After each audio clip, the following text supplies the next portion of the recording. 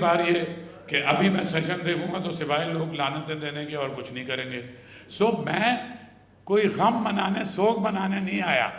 मैंने खुद भी कल उसके ऊपर इन्ना लिल्ला पढ़ के क्रिकेट पे, और मुझे बड़ी खुशी हुई है।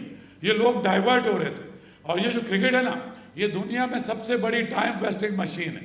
अगर हमारे लड़कों पे अरबों रुपए खर्च करके अगर हमें ये रिजल्ट नहीं दे रहे, दे आर यूजलेस। हमारे क्रिकेट बोर्ड ने, शाह साहब, हमारे क्रिकेट बोर्ड ने आलीशान स्टेडियम बना दिए। आपने लाहौर का स्टेडियम देखा, तकारीब देखी। ये पॉलिटिक्स इसके अंदर आ गई है। मैं जो कुछ कर रहा हूँ ना, मैं पॉलिटिक्स को ख़त्म करना चाहता हूँ। मैं चाहता हूँ कि जितनी पॉलिटिकल पार्टियां हैं, कम से कम नेशनल इंटरेस्ट पे इनका एक एजेंडा होना चाहिए। ये अपने इंटरेस्ट पे नेशनल इंटरेस्ट को नुकसान ना पहुँचाए।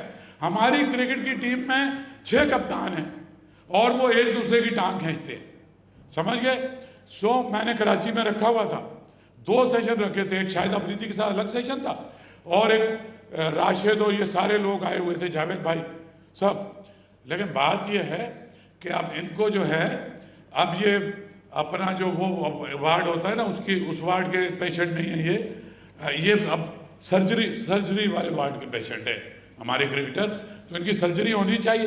मेरा ख्याल है कि जी जितना बड़ा मुझे ये इंडिया से हारना भी मसला नहीं है। अबे लड़ के क्यों नहीं हारते?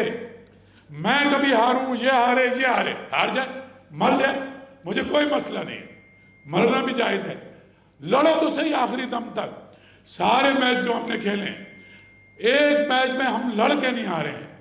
लड़ के हारो ना। 3 मैच हमने न्यूजीलैंड के खिलाफ खेले 1 हफ्ते के अंदर। शर्म की बात है हमारे लिए। फाइटिंग स्पिरिट नहीं थी। सो इसके बाद मैं इस पर सेशन रखूं, मजीद गालियां तो नहीं रखना। और